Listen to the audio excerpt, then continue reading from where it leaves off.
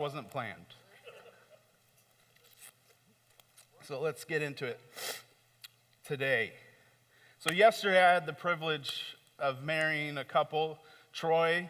If you don't know who Troy is, he's our bass player, one of our bass players. And so he got married yesterday, him and Wendy. And it was fun. I got the privilege of officiating their wedding. And it was a lot of fun. They're a great couple. If you don't know Troy, he's a lot of fun. And we had a fun, but I realized that how much of our lives revolve around love. Like if you think about it, when you're younger, you're pursuing to find that person to love and spend the rest of your life with them. And then you find them, and then you get married, and then you spend the rest of your life trying to figure out how to love them or how not to kill them. They kind of go hand in hand. But we spend most of our life trying to figure out what love is. So it got me thinking about one of my favorite verses in the Bible. And probably no surprise to some of you, it's a very short one. I love short verses because I can remember them. You know, growing up in Sunday school, they would always ask, what's your favorite verse? Jesus wept. Not because it necessarily meant anything to me, but it was the shortest answer, and I could remember it. But there's a verse that I love, but it also haunts me. I don't know if you have some verses that just kind of haunt you. It's in a good way. It's not that I'm scared of it, but it just kind of always there and always like haunting me.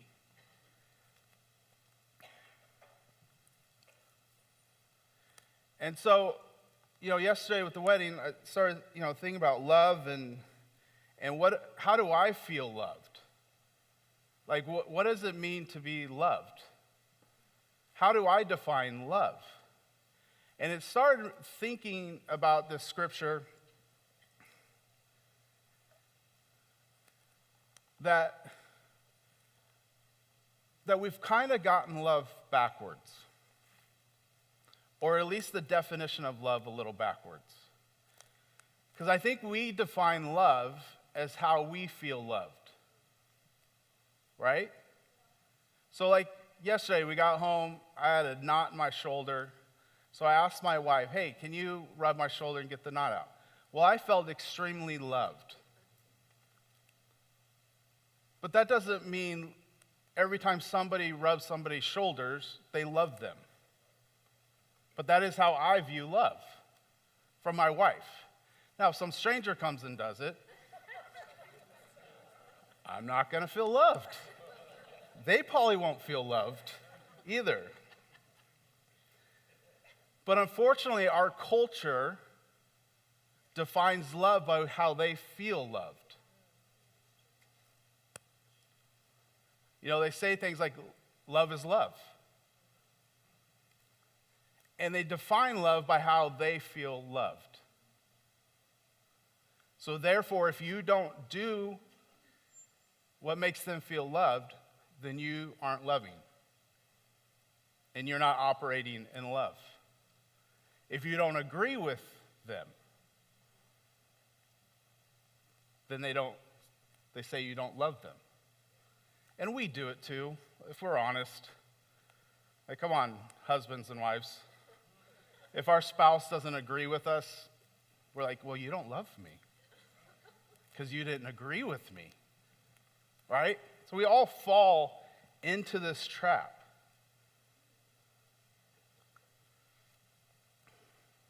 So let's go to the verse that haunts me at night. Jesus showed us what love is. He came to this world and became human. Just think about that. If you were God, why would you choose to be human? Most of you don't even want to be human. And yet he chose to be human because he loved us before we even were born. And he came and he gave his life for us. He allowed his body to be tortured and ridiculed and nailed to a cross so that he can demonstrate love. And then he rose on the third day because he loved us. He wants us to live in freedom and life and hope and joy and peace. And he did all that because he loved us. And he did it to show us how to produce love. See, I'm convinced that you actually have to produce love. That it's not just something that happens. And Jesus defines it with this simple, profound line. This is John 14:15. If you love me. Now, husbands, if you hear your wife say that, if you love me, you're either scared because you're probably thinking, uh-oh, what did I not do? Or you should be going, oh, she's actually going to tell me how to do this. And you're either excited about that because it makes it simple, or you're scared about what she's about to ask you to do, right? But he says, if you love me, keep my commands. You can't get any more straightforward than that. He said, if you love me, it looks like keeping my commands. So what does it look like to love Jesus? It's by keeping his commands. And that's why I love this verse, because it's so simple. He doesn't complicate it. I would never accuse my wife of making something complicated for me. But Jesus doesn't. He doesn't say you got this whole huge thing. He says, no, it's really simple. If you love me, you'll keep my commands. He makes it really simple for us. For one, he's talking to his disciples, so he's talking to men here, trying to keep it simple. But he is talking to everybody. That to love him is really that easy. Or not necessarily easy, but that straightforward. And he goes on, just in case we don't quite understand this simple concept. Verse 21, it says, whoever has my commands and keeps them is the one who loves me. Then again, in 23, he repeats it again. Jesus replied, anyone who loves me will obey my teaching. And then still, if we haven't got it yet, he says it in the opposite way. Verse 24, anyone who does not love me will not obey my teaching. So he said it 4 times in this chapter. So I think he really means it. That how we demonstrate our love to him is by keeping his commands.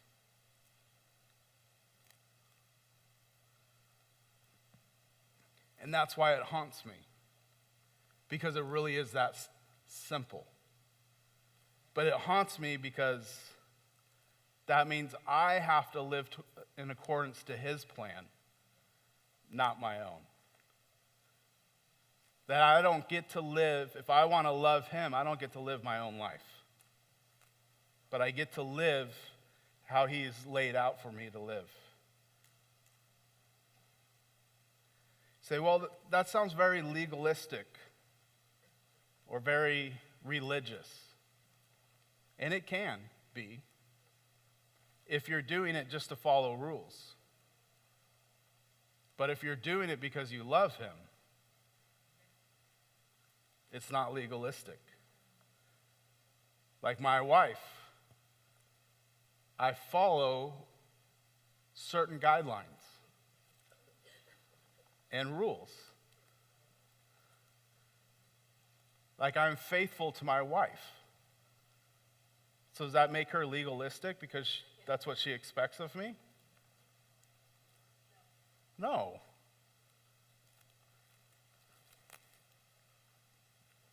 You might be thinking, well, this doesn't feel like love, Ryan.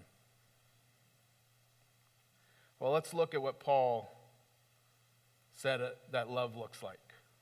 So this is 1 Corinthians 13, verse 4. Love is patient, love is kind. It does not envy, it does not boast. It is not proud. It does not dishonor others. It is not self-seeking. It is not easily angered. It keeps no record of wrongs. Love does not delight in evil, but rejoices with the truth. It always protects, always trusts, always hopes, always preserves. See, I've always thought love produced these things. That if I'll just love enough, then I'll be patient. If I just have enough love, I'll trust. If I just have enough love, then I'll honor. And as I was looking at this, I realized the people I love the most, I am the most impatient with.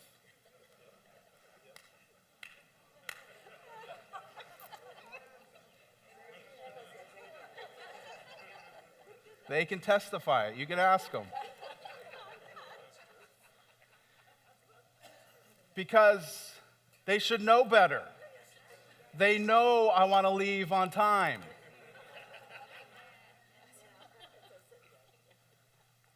They know that not doing their chores is going to drive me crazy. And I don't have patience because you should know better. Right?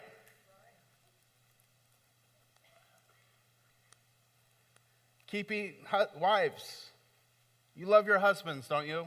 Wives? Because you would never keep no record of wrongs. And all the husbands kind of laugh under their breath very quietly. Husbands, you love your wives, yes? You would never not be kind to them. Parents, you love your children. But you would never be slow. You would never violate the slow to anger part of love.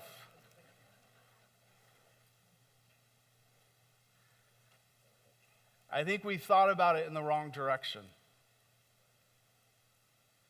I think these things produce love. That when we learn how to be patient, it produces love in us. When we learn how to trust, it produces love. When we learn how to honor, it produces love. When we learn not to hold things against people, it produces love.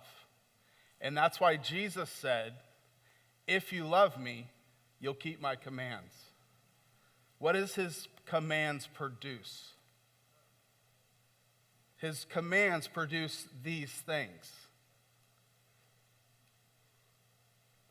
Because when I'm patient, it produces love. When I'm kind, it produces love in us. When I'm not seeking myself, it produces love. So let me show you this. Let's look at some of these. So love is not self-seeking. Matthew 6:33. But seek first his kingdom and his righteousness, and all these things will be given to you as well. What's the command? Seek first the kingdom. You can't be self-seeking if you're seeking his kingdom. So his command is seek first the kingdom. Why? Because then you're not seeking yourself. And if you're seeking the kingdom instead of yourself, then you're going to produce love. Because you learn not to seek things for yourself. Love keeps no records of wrongs. Luke 9:23. Then he said to them all, whoever wants to be my disciple must deny themselves, take up their cross daily, and follow me. What did Jesus do on the cross? He paid for our wrongdoings. He took them all on, and he didn't hold them against us. He didn't make us pay the price for our wrongdoings. So he's saying here, hey, you've got to pick up your cross daily and follow me. So what does that mean? You can't keep records of wrongs because he didn't. And if he didn't, we don't get the privilege of doing it. We don't get the right to hold wrongs against people. And that's why he commanded, pick up your cross daily. Not when you want to. Not this week, maybe not. Maybe I'll wait till next week to pick it up. No, he said daily, pick up your cross. So it produces not holding things wrong. People to a standard that God didn't hold us to. And it'll produce love in your life. Love is kind. Luke 6:35. But love your enemies, do good to them, and lend to them without expecting to get anything back. Then your reward will be great, and you will be children of the Most High, because he is kind to the ungrateful and wicked. It doesn't say he will be kind to the people that are nice, to the people that love you. He'll be kind to the people that make me feel loved. No, he says, because he is kind to the ungrateful and the wicked. When we follow his command to be kind to the people that aren't kind to us, it will produce love. That's why, again, he says, if you love me, follow my commands, because he knows it will produce love. It'll first produce kindness, which will produce love. Next one, love does not boast. Luke 18:10. Jesus is telling a parable here about this. It says, 2 men went up to the temple to pray, one a Pharisee and the other a tax collector. The Pharisee stood by himself and prayed, God, I thank you that I am not like other people, robbers, evildoers, adulterers, or even like this tax collector. I fast twice a week and give 1/10 of all I get. Verse 13. But the tax collector stood at a distance. He would not even look up to heaven, but beat his breast and said, God, have mercy on me, a sinner. I tell you that this man, rather than the other, went home justified before God. For all those who exalt themselves will be humbled, and those who humble themselves will be exalted. So Jesus' teaching here, his command, is to humble yourself, which is the opposite of boasting. See, his command is teaching us, hey, don't boast about yourself. That's not love. It's not going to produce love in you. But humble yourself, and that will produce love. See, his commands produce things in us. His teachings produce something in us when we actually follow them. And ultimately, it will produce love.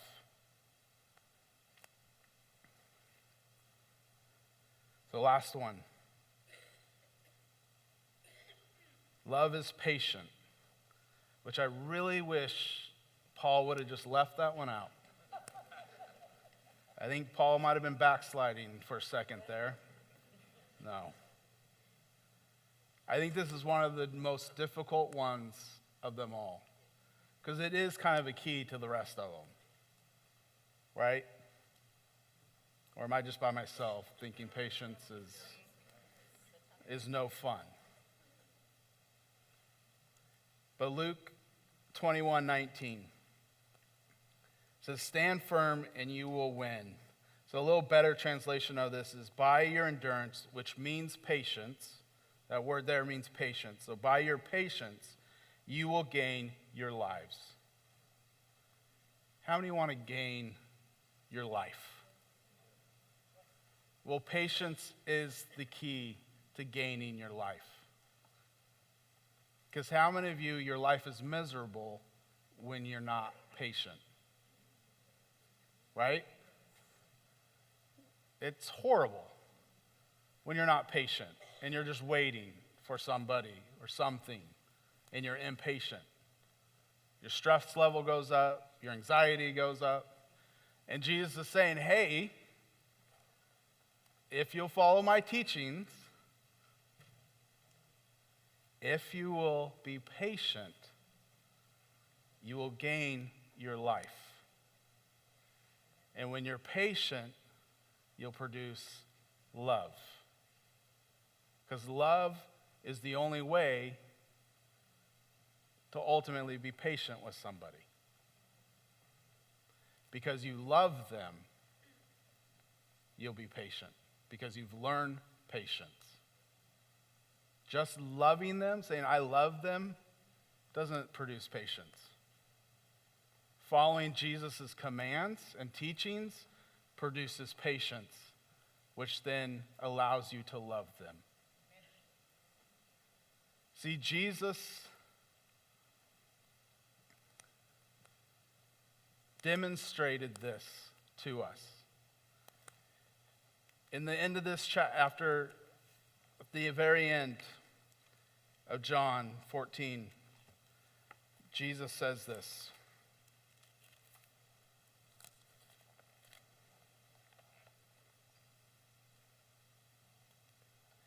But he comes so that the world may learn that I love the Father and do exactly what my Father has commanded me. So Jesus actually lived this out for us. That he did exactly what his Father commanded him to do. He showed us what was possible. And I want to encourage you this morning that loving God isn't just about a bunch of rules of do's and don'ts. It's a map to how to live a life of love. It's not, hey, just don't do that because I don't like you. Oh, no, you don't get to participate in that because I just don't feel like you should do that. No, what he lays out for us in his teachings and in his commands is so we know how to love. For one, know how to love him, but how to love each other. If I can have the band come on up.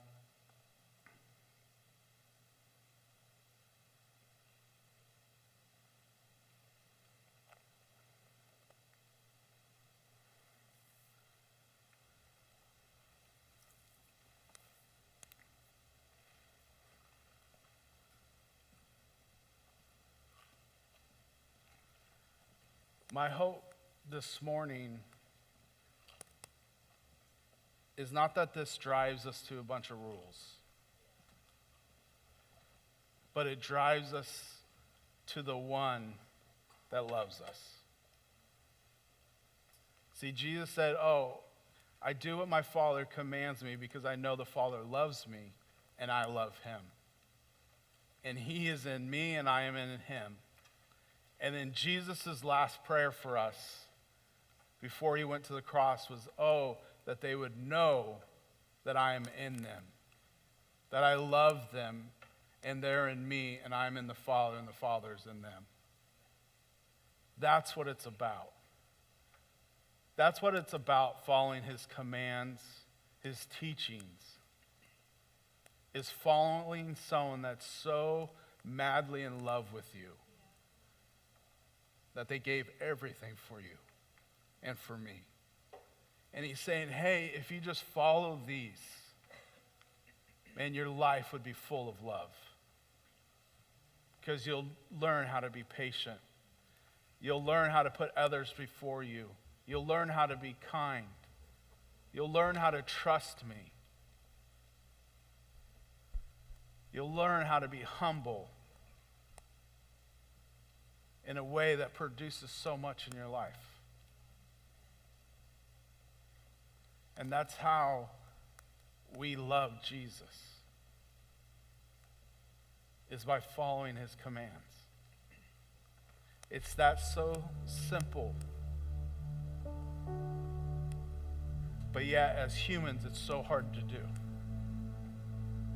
Because everything in us wants to fight against that. Because we want to have our own lives. We want to have our own definition of what love is. Because it makes us feel good.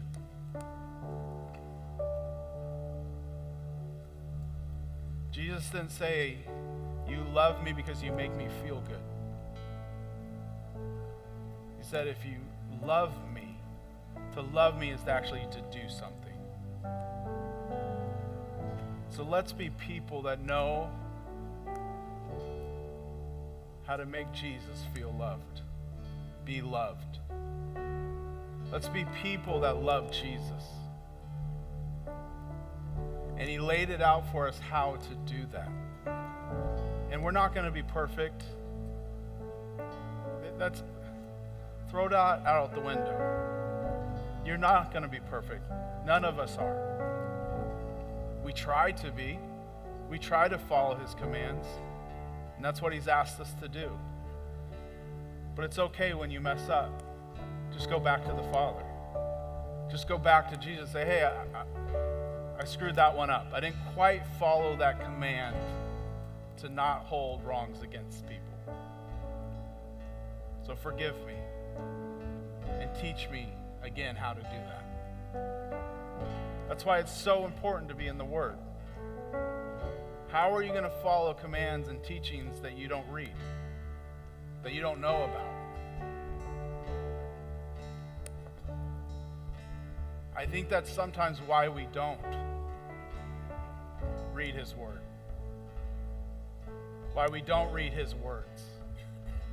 Because then we're responsible for them.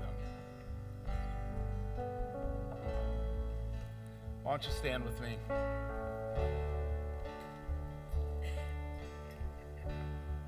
I think if we can get this and live it,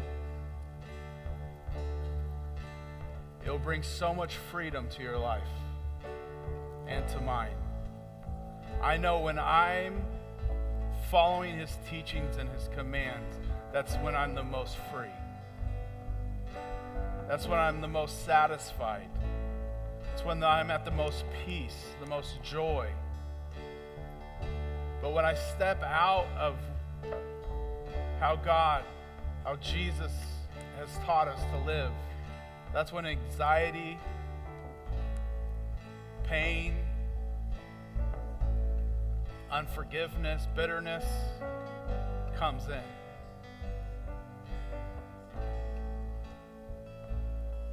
So Holy Spirit, we just ask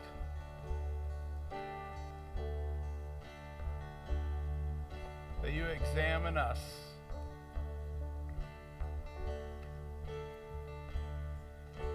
and show us where we're coming up short in following Jesus.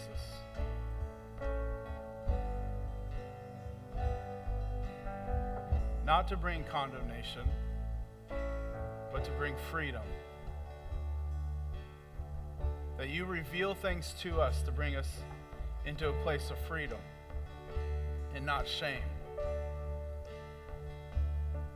But we ask you to examine us for where we're not following you.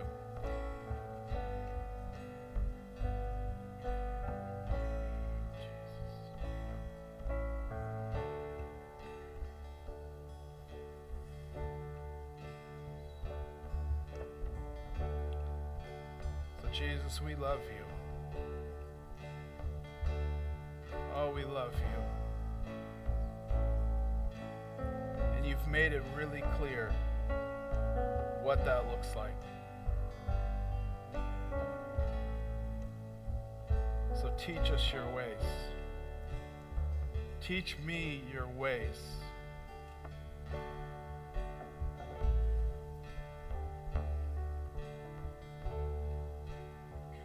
So not only that I can love you, but I can love the people around me.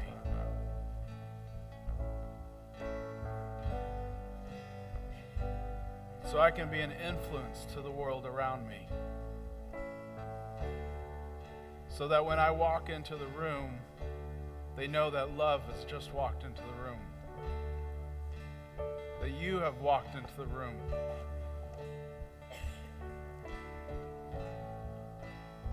But the only way for that to happen is if I love you.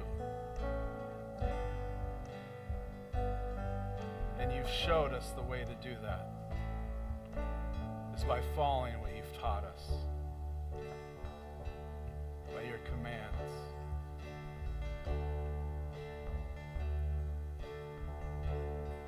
So Jesus, I thank you. You didn't just throw us on this earth and say, figure it out on your own. That you've actually gave us how life should be lived. And it will produce love in us. So we thank you. Oh, we thank you. We thank you for all the places you've said, hey, do this, and it'll produce this. Or don't do this, because it's going to produce this negative thing in your life. Thank you for loving us so much. You've told us.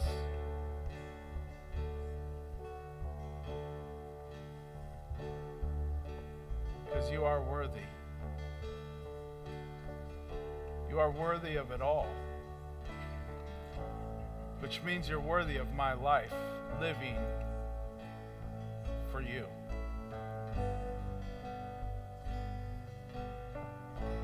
So let's sing this song as a declaration of our heart's cry to love him. To give him what he's asked for. You are worthy of it all. You are worthy of it all. For from you are all things, and to you are all things. You deserve glory. You are worthy of it all. You are worthy of it all. For from you are all things, and to you are all things. You deserve the glory. Porque digno eres tú. Porque digno eres tú. Todo fue hecho por ti y todo es para ti. Tú mereces gloria. Porque digno eres tú. Porque digno eres tú. Todo fue hecho por ti y todo es para ti. Tú mereces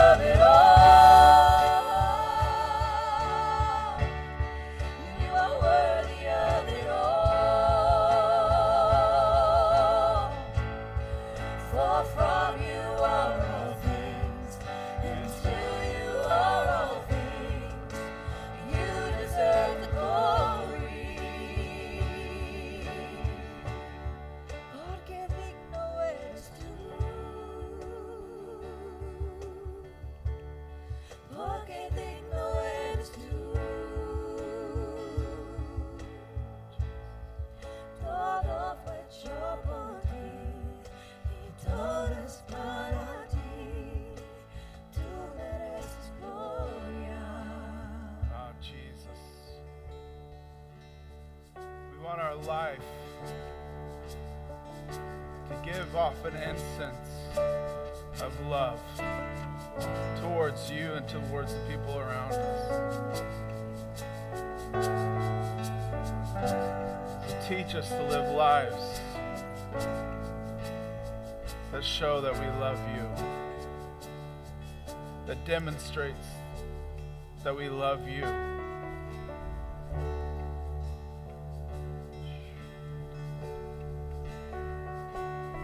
Oh, Jesus, forgive us. Forgive us for not living the way you've taught us to.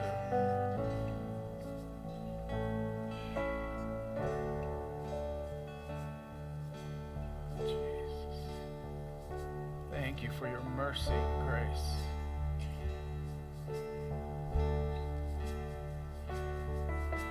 Oh, you love us so much.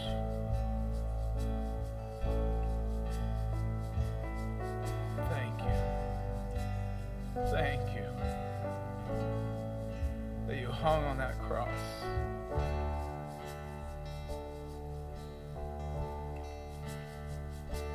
So we can live free lives. Lives full of love. So thank you for what you did and are continuing to do. Amen. If I can have the ministry team come on up. If you need prayer this morning, you need healing, the healer's in the room. He's in the room. He's here to heal. So if you need healing, please come. Pray for you so the healer, his resurrection power can flow through your body. So come, we'll see you Friday night at the movie night.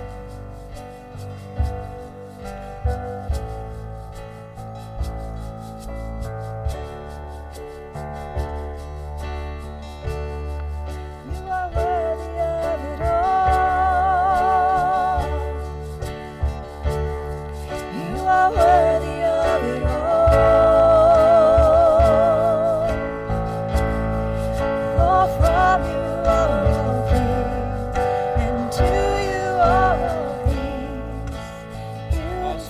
Also, if you're new to the mission, we'd love to meet you with our meet and greet out in the coffee shop. Come out and get some coffee, get a little snacks. We'd love to meet with you.